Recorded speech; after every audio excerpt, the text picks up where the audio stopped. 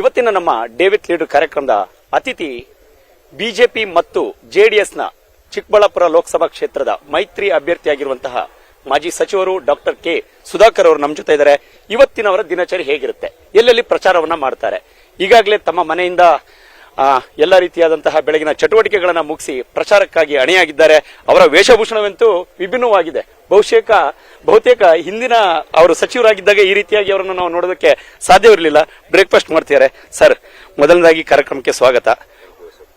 ಮುಖ್ಯವಾಗಿ ನಾವೀಗ ಮಾತಾಡಬೇಕಾಗಿರೋದು ತಮ್ಮ ವೇಷಭೂಷಣಗಳ ಬಗ್ಗೆ. ಸರ್, ಹೇಗೆ ಸರ್ ಇದು ಬದಲಾವಣೆ, ಯಾಕೆ ಈ ರೀತಿಯಾದಂತಹ ಬದಲಾವಣೆ ಅಂತ? ಇಲ್ಲ, ನೀವು ನೋಡ್ತಾ ಇದ್ದೀರಲ್ಲ, ರಣ ಬಿಸಿಲಿದೆ, ಹಾಗಾಗಿ ಪ್ಯಾಂಟು ಇವೆಲ್ಲ ಹಾಕಿದ್ರೆ ಬಹಳ ಅನ್ಕಂಫರ್ಟಬಲ್, ಬೆವರು ಸಿಕ್ಕಾಪಟ್ಟೆ. ಪಂಚೆ ಅಂದ್ರೆ ನಮಗೆ ಬಹಳ ಸಲೀಸಾಗಿ ಗಾಳಿ ಕೂಡ ಚೆನ್ನಾಗಿ ಆಡ್ತದೆಲ್ಲ. ಇನ್ನೊಂದು ಹಳ್ಳಿ ಜನರ ಜೊತೆ ಕೂಡ ನಾವು ರೈತರಾಗಿರೋದ್ರಿಂದ, ರೈತರ ಮನೆಯಿಂದ ಬಂದಿರೋದ್ರಿಂದ ಆ ಕನೆಕ್ಟಿವಿಟಿ ಕೂಡ ಚೆನ್ನಾಗಿರುತ್ತೆ. ಇವತ್ತಿನ ಪ್ರಚಾರದ ಬಗ್ಗೆ ಮಾತನಾಡಿದರೆ ಯಾವ್ಯಾವ ಹಳ್ಳಿಗಳಲ್ಲಿ, ಗ್ರಾಮಗಳಲ್ಲಿ ರ್ಯಾಲಿಗಳನ್ನ ನಡೆಸ್ತಾ ಇದ್ದೀರಿ, ಮತ ಪ್ರಚಾರವನ್ನ ನಡೆಸ್ತಾ ಇದ್ದೀರಿ ಅಂತ? ಇವತ್ತು ಬಾಗೇಪಲ್ಲಿ ಇಡೀ ಕ್ಷೇತ್ರ, ನಗರಗಳು ಸೇರಿದಂಗೆ ಬಾಗೇಪಲ್ಲಿ ನಗರ ಮತ್ತು ಗುಡಿಬಣ್ಣ ನಗರ, ಚೇಳೂರು ಮತ್ತು ನಮ್ಮ ಗೂಳೂರು, ಮಿಟ್ಟೆಮರಿ, ಹೀಗೆ ಎಲ್ಲ ಹೋಬಳಿಗಳಿಗೂ ಕೂಡ ಕವರ್, ಪಾತ್ಪಾಳ್ಯ ಎಲ್ಲ ನಾವು ಕವರ್ ಮಾಡ್ತೀವಿ. ಇವತ್ತು ಇಡೀ ದಿವಸ ಬಾಗೇಪಲ್ಲಿ ಕ್ಷೇತ್ರದಲ್ಲಿ ಇರ್ತೀನಿ. ಸರ್, ಮುಖ್ಯವಾಗಿ ಈಗಾಗಲೇ ಪ್ರಚಾರವನ್ನ ತಾವು ಕಳೆದ 1 ತಿಂಗಳಿಂದ ಆರಂಭಿಸಿದಿರಿ. ಹೇಗಿದೆ ಜನರ ರೆಸ್ಪಾನ್ಸ್ ಈಗ ಇದುವರೆಗಿನ ತನಕ? ಇನ್ನೇನು ಕೆಲವು ದಿನಗಳು ಮಾತ್ರ ಮತದಾನಕ್ಕೆ ಬಾಕಿ ಉಳಿದಿದೆ. ಸಲ ಹೇಳಿದ್ದೀನಿ, ಇದು ದೇಶದ ಪ್ರಧಾನಮಂತ್ರಿಗಳನ್ನ ಆಯ್ಕೆ ಮಾಡ್ತಾ ಇರುವಂತ ಚುನಾವಣೆ. ಈ ದೇಶದ ಜನರು ಈಗಾಗಲೇ ತೀರ್ಮಾನ ಮಾಡಿದ್ದಾರೆ, ಪ್ರಧಾನಮಂತ್ರಿಗಳು ನರೇಂದ್ರ ಮೋದಿ ಅವರು ಮುಂದುವರಿಬೇಕು, ಆಗ ಮಾತ್ರ ಈ ದೇಶ ಬಲಿಷ್ಠವಾಗಿ ಬೆಳೀಲಿಕ್ಕೆ ಸಾಧ್ಯ ಅಂತ ಅವರು ತೀರ್ಮಾನ ಮಾಡಿದ್ದಾರೆ.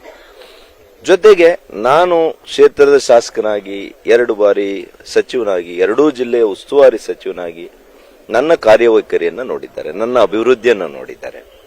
ನಾನೇನು ಹೊಸ ಮುಖ ಅಲ್ಲ, ಇದೆಲ್ಲವೂ ಕೂಡ ನನಗೆ ಶ್ರೀರಕ್ಷೆ ಆಗ್ತದೆ. ಹಾಗಾಗಿ ನನಗೆ ಈ ಏನೇ ಈಗ ಕಾಂಗ್ರೆಸ್ನ ಅಭ್ಯರ್ಥಿ ಬರೀ ಹಣವಂತ ಬಿಟ್ರೆ ಯಾವುದೇ ಬ್ಯಾಕ್ಗ್ರೌಂಡ್ ಇಲ್ಲ, ಸೇವೆ ಮಾಡಿರೋ ಬ್ಯಾಕ್ಗ್ರೌಂಡ್ ಇಲ್ಲ, ಅನುಭವ ಇಲ್ಲ, ಎಲ್ಲ ಕೂಡ ನೆಗೆಟಿವ್ ಇದೆ. ಒಂದೇ ಅವ್ರ ಪ್ಲಸ್, ನಮಗವರೆಗೂ ಡಿಫರೆನ್ಸ್ ಏನಪ್ಪಾ ಅಂದ್ರೆ ಬಹಳ ಶ್ರೀಮಂತರಿದ್ದಾರೆ, ನಾವೊಬ್ಬ ರೈತನ ಮಗ ಇದ್ದೀನಿ, ಇಷ್ಟೇ. ಮುಖ್ಯವಾಗಿ ಇಲ್ಲಿ ಗಮನಿಸಬೇಕಾಗಿರುವಂತ ಈ ಬಾರಿಯ ದೇಶದ ಚುನಾವಣೆಯಲ್ಲಿ ಸುಧಾಕರ್ ಅವರನ್ನ ನೋಡಿ ವ್ಯಕ್ತಿಗತವಾಗಿ ಮತದಾನ ಮಾಡಬೇಕು ಅಥವಾ ಪಕ್ಷಗತವಾಗಿ ಮತದಾನ ಮಾಡಬೇಕು ಅನ್ನುವಂಥದ್ದು, ಅಥವಾ ಮೋದಿ ಮುಖವನ್ನ ನೋಡಿ? ಕಾರಣ, ಈ ದೇಶದ ಪ್ರಧಾನಮಂತ್ರಿಗಳು ಯಾರಾಗಬೇಕು ಅಂತ ತೀರ್ಮಾನ ಮಾಡ್ತಾರೆ. ಮೋದಿಯವರಿಗೆ ಮೊದಲನೇ ಮತ. ಮೋದಿಯವರು ಪ್ರಧಾನಮಂತ್ರಿಗಳಾಗಬೇಕು ಅಂದ್ರೆ ಯಾರು ಗೆಲ್ಬೇಕಿಲ್ಲಿ? NDA ಅಭ್ಯರ್ಥಿ ಗೆಲ್ಬೇಕು, ಸುಧಾಕರ್ ಅವ್ರು ಗೆಲ್ಬೇಕು. ಸುಧಾಕರ್ ಅವರೇ ಅಭ್ಯರ್ಥಿ ಆಗಿರೋದು ನಮಗ್ ಮತ್ತಷ್ಟು ಸಂತೋಷ.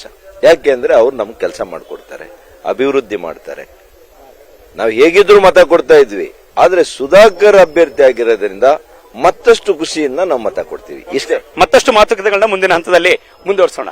ಸದ್ಯ ಇದಿಷ್ಟು ಡೇವಿಡ್ ಲೀಡರ್ನ ಮೊದಲ ಹಂತದ ಡಾಕ್ಟರ್ ಕೆ ಸುಧಾಕರ್ ಜೊತೆಗಿನ ಮಾತುಕತೆ.